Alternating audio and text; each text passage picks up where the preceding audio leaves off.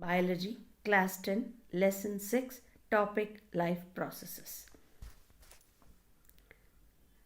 Living things and non living things are there on this earth. How do you distinguish living things and non living things?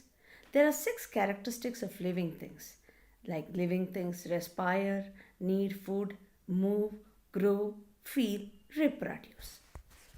Now, these are called life processes.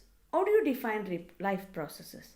Life processes are those basic functions of living things which are essential for their survival. Breathe, respiration, need food, nutrition, move, locomotion, grow, growth, feel, sensation, reproduce, reproduction. All these as its own system. Now, among those, first let us study in detail about nutrition. What is nutrition? The process of obtaining energy by procuring and consumption of food is called nutrition. Like we take in food and we get energy. That is what is the essence of this definition. Now, there are 2 types of nutrition. They are autotrophic nutrition and heterotrophic nutrition. Let's define what is autotrophic nutrition. The mode of nutrition which an organism prepare its own food is called autotrophic nutrition. You all know who are the producers, who produce food for us. You all know who are the producers. Yes, it is green plants. Green plants and also little bit of blue-green algae.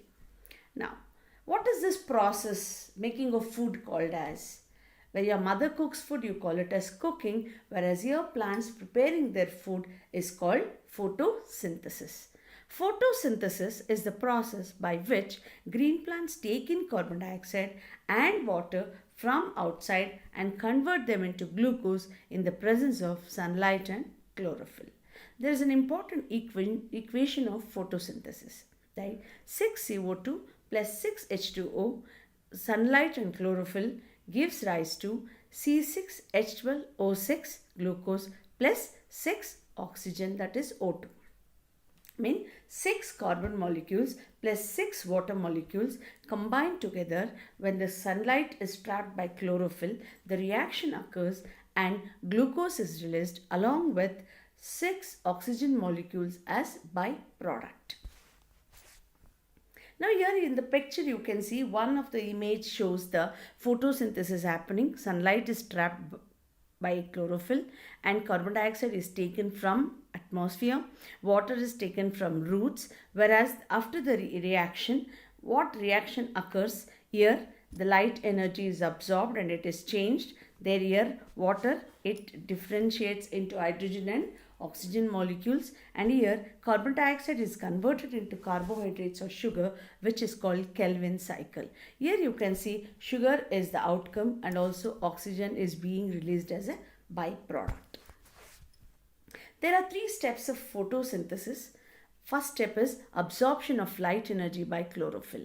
The chloroplast has chlorophyll. The leaves looks green because of chloroplast. You all know that chloroplast has chlorophyll inside it, and that chlorophyll traps the sunlight, absorbs the sunlight. That is the first step. Second step, this light energy, conversion of light energy to chemical energy. This light energy is converted into chemical energy. Then when this conversion happens, the splitting of water molecules H2O will be, it is split into hydrogen and oxygen separately.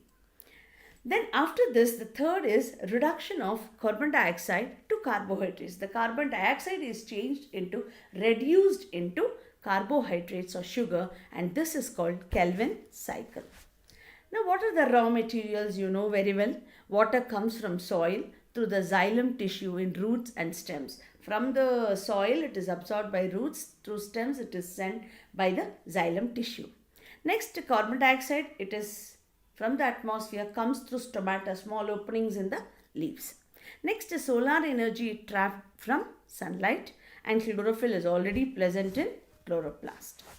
Now you can see the sectional view of a leaf where you can see the lamina, the leaf blade, where the midrib veins are there, and also you can see inside part of little bit leaf is magnified. There you can see chloroplast, apex, spaces, guard cells, and also you can see the stomata opening, closing, everything. Let us see about it in detail.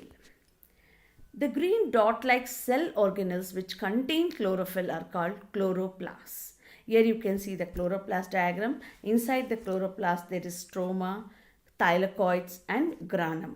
When this thylakoids are the small packets of chloroplast, they are placed on one another, which is called as grana, and this is all of the chloroplast. Now, stomata. You all know the tiny pores, they are present on the surface of the leaves, which are called stomata.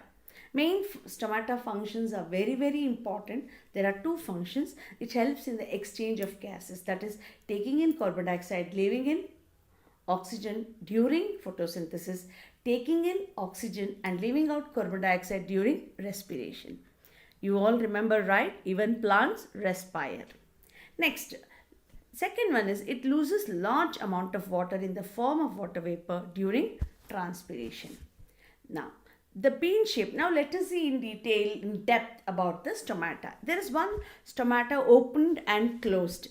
The bean-shaped cells on either side of stomata are called guard cells. They are important for this opening and closing. Here you can see the nucleus is there, chloroplast, vacuole is there, and this is open stomata and closed stomata. How does this mechanism happen? Let us see. The function of guard cells is to regulate the opening and closing of stomatal pore. How does this open and close? The guard cells swell when water flows into them, causing the stomatal pore to open. Similarly, the pore closes if the guard cell shrinks.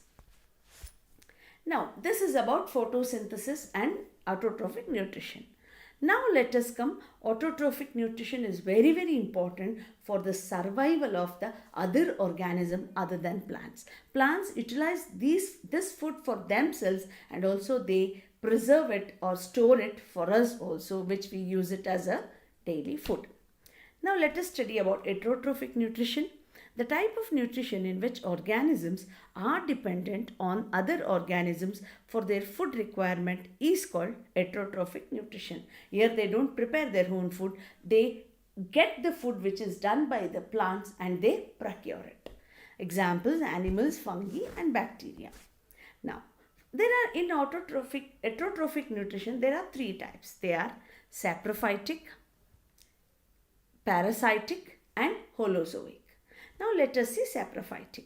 Organisms that break down the food material outside the body and then absorb it from dead and decay are called saprophytes. Here you must have observed mushrooms growing on dead and decay leaves. So it is same way. Example: fungi, bread molds, fungi like bread molds, yeast and mushrooms. Parasitic. The type of nutrition in which organisms derive nutrition from plants and animals without killing them is called parasitic nutrition. Like sometimes they harm and sometimes they do not harm, but most of them they are dependent on the host. Example is cuscuta, orchids, ticks, lice, lychees and tapeworm. Here you can see a lychee, a picture of a lychee where it is absorbing blood from the host. Next is holozoic nutrition, which everybody follow the nutrition. The type of nutrition in which organisms take in old material and break it down inside their body is called holozoic nutrition. We take in only ready food and then we break down inside our body. That is amoeba, humans, etc. Now there are steps in holozoic nutrition. There are important 5 steps in holozoic nutrition. Ingestion. The process of taking in food is called ingestion, taking into the mouth, for example. Digestion. The process of breaking complex food substance into simple molecules is called digestion. Simple molecules thus obtained can be absorbed by the body. That is the next step. So here the complex food is broken down in your stomach. Next, absorption. The process of absorption of digested food is called absorption. Once the digested food is there, it is being absorbed by the body. Next, assimilation.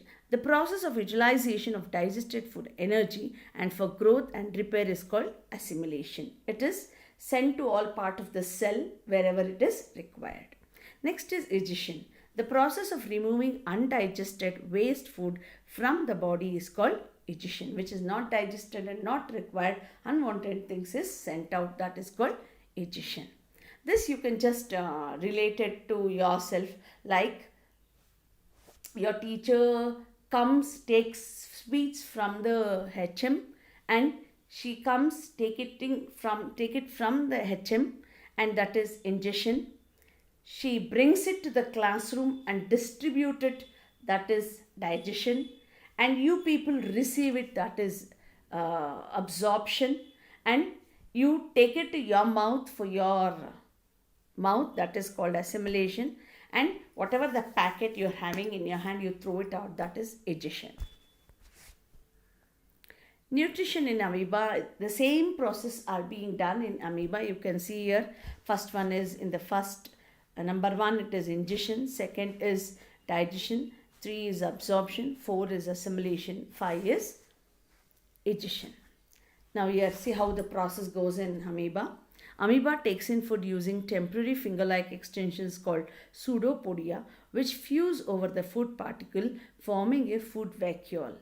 Inside the food vacuole, complex substances are broken down into simpler ones, which then diffuse into cytoplasm. The remaining undigested material is thrown out. So, I hope students you have understood this lesson. Now let's have a quick recap. Life process, respiration, locomotion, nutrition, growth, sensation, reproduction. In that today we studied about in detail nutrition. There are 2 types of nutrition, autotrophic nutrition, heterotrophic nutrition. Autotrophic nutrition, the process is photosynthesis, that is green plants. Heterotrophic nutrition is symbiotic, that is fungi, parasitic, that is leech, I gave the example. And